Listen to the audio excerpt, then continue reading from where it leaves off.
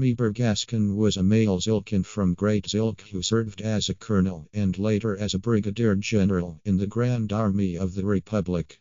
During the Clone Wars, Meebur Gascon was assigned command of D Squad, a group of droids which included astromech droids R2-D2 QTKT U9C4 and M5BZ as well as WAC-47, a dumb series pit droid. They were given a top-secret mission to steal a decoding module from a vault inside an enemy battleship. As the mission began, Wak overconfidently decided to take matters in his own hands by setting their transport shuttle on a collision course with their targeted ship in order to attract its attention. The result of this maneuver gathered a bit more attention than necessary, as the shuttle is taken in by a tractor beam and the Dreadnought's droid crew proceeded to cart off the astromechs off for interrogation. The droids, however, managed to overpower the droids and sneak away to initiate the next step of their mission by having C4 cause a temporary power outage to circumvent the security settings at the decoding module vault, and Wak successfully managed to dupe to the droid guards stationed outside the vault. But when Gascon attempted to open the vault door, he accidentally inserted M5's tools into a power outlet, causing the astromech to suffer an enormous electric shock, disabling the droid for some time. Gascon then seemed unsure of the mission and confessed about not having any field experience. After some talking, the droids and Gascon found a common ground. The droids managed to disable the security measures within the vault itself and penetrated to the module storage chamber. However, their undertakings had caught the attention of the ship's droid commander, Otto, who arrived on the scene with an escort of battle droids to investigate. But R2, who conveniently stood near a control pad for the chamber's artificial gravity, promptly turned it off, causing all the droids to float helplessly around. This gave the droid team the opportunity to finish off the battle droids. Otto still remained functional and attempted his best to thwart them, but by cooperating, Gascon, Wak and R2 managed to put him out of commission as well. Otto still managed to sound the general alert before he deactivated, forcing the team to evacuate immediately. At first eager to leave to prevent their capture, Gascon consented to his team's wish to take the damaged M5 with them, and amidst the chaos the alarm had caused, Gascon and his droid team managed to slip away with the decoding module in their possession. On their way back to Coruscant they managed to repair M5BZ, but just as things started to calm down, a comet storm got in their way. WAC-47 managed to get their shuttle out of hyperspace before a collision could yield more catastrophic results, but the ship was nevertheless caught in the middle of the swarm and was hit by several ice comets. With the ship being unable to continue its journey, the team was forced to crash land on a nearby wasteland planet named Bafar. Gascon insisted on staying near the ship and waiting for help, but R2-D2, who has taken possession of the encryption module, took matters into his own hands and rolled off into the wasteland to conclude the mission. He was promptly joined by his droid comrades. Gascon soon after followed. The group aimlessly wandered the wasteland. Gascon started to lose his temper and argued with WAC-47. Soon after they found a shipwreck, giving Gascon hope. Finding the ship's crew dead, however, Gascon started to lose his mind. WAC-47 declared himself the leader, but the rest of the droids overruled him and abandoned both him and Gascon. Soon after, Wac's single-mindedness of going ahead no matter revived Gascon's will to live. But then they are surprised to discover that Afabar was not completely lifeless when a whole herd of strange, rat-like creatures came stampeding across the wasteland.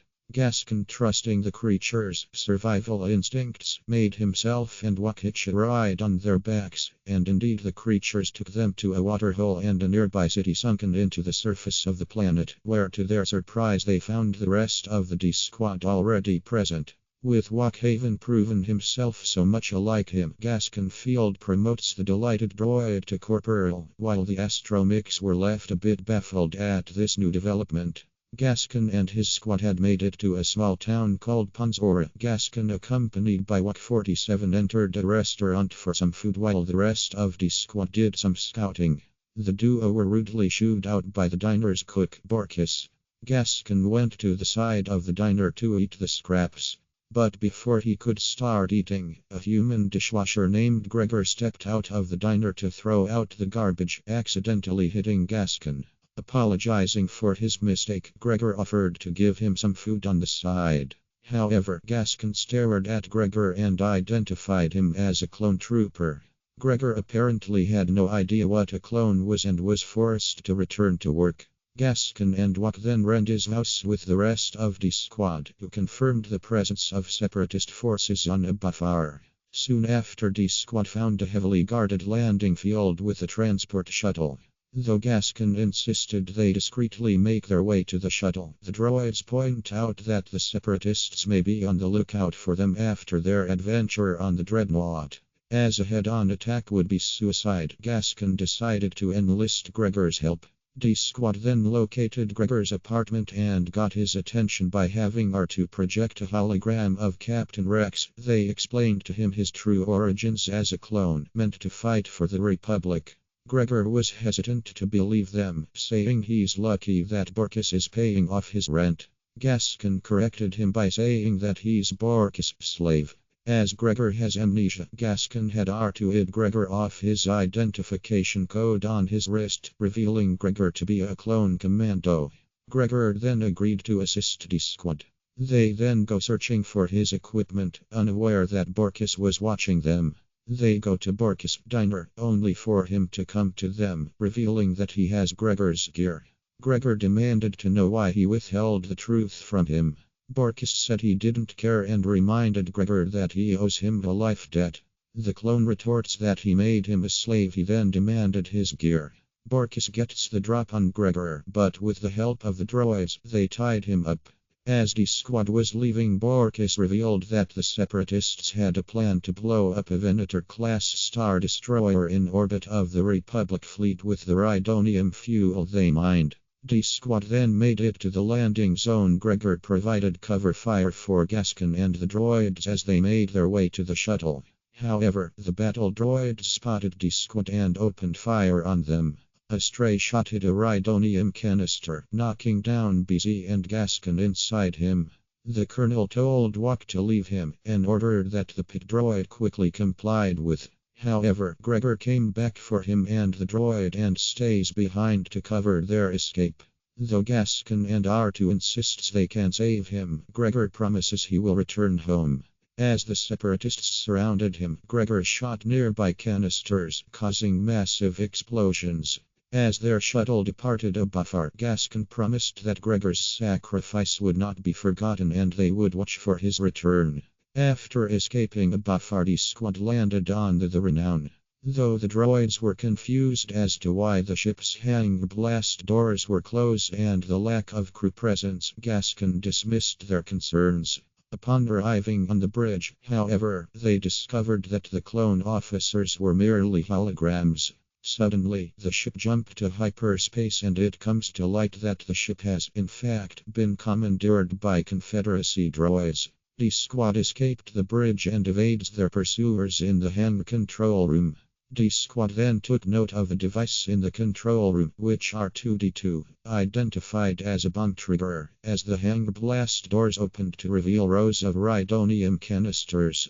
It became clear that the Confederacy intended to use the Venator as a way to destroy the vessels of the Republic Navy. But Gascon had no intention of stopping the bomb. He wanted to get off the ship the second it exited hyperspace. However, Gascon and the rest of the squad soon found out that the Renown was heading for a space station in the Carida system. Gascon panics, identifying it as the location of the Republic Strategy Conference where the Jedi Council and many high-ranking Republic officers were stationed. Before they could decide on their next course of action, Gascon spotted a buzz droid spying on them and they all gave chase. They chased the buzz droid only to be greeted by a whole swarm of them. The squad managed to take all of them out by opening the airlock, but with that action, M5BZ got also sucked out into space.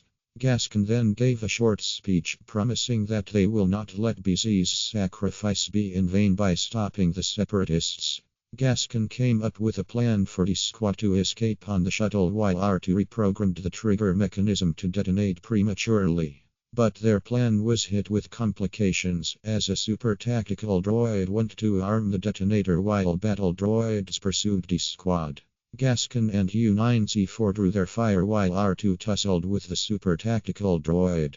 As everyone gets on the shuttle, Gascon refused to leave R2 behind, but Wak initiates liftoff, leaving R2 behind. Ultimately, R2 got the upper hand and successfully reprogrammed the detonator, causing the Rhydonium to explode prematurely, destroying the Venator, but saving the Republic fleet. Soon after, Gascon managed to contact the space station, informing Anakin Skywalker of R2's sacrifice.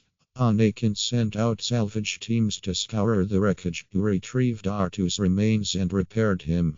Gascon personally commended R2's bravery and tells the squad that he'd be honored to serve with them again. An excited Wak then told him that the squad has been assigned to Gascon's platoon, allowing them to see each other for the rest of the war, much to Gascon's chagrin as he sobbed with sadness. Later, Wak borrowed Gascon's datapad while he was sleeping and learned about the E522 assassin droid. Wak used this information to write an entry on the droids in the Survival Compendium Neo's Almanac of Clankers, where he mentioned Gascon. After his mission with the squad, Gascon achieved his aspiration of obtaining the rank of Brigadier General.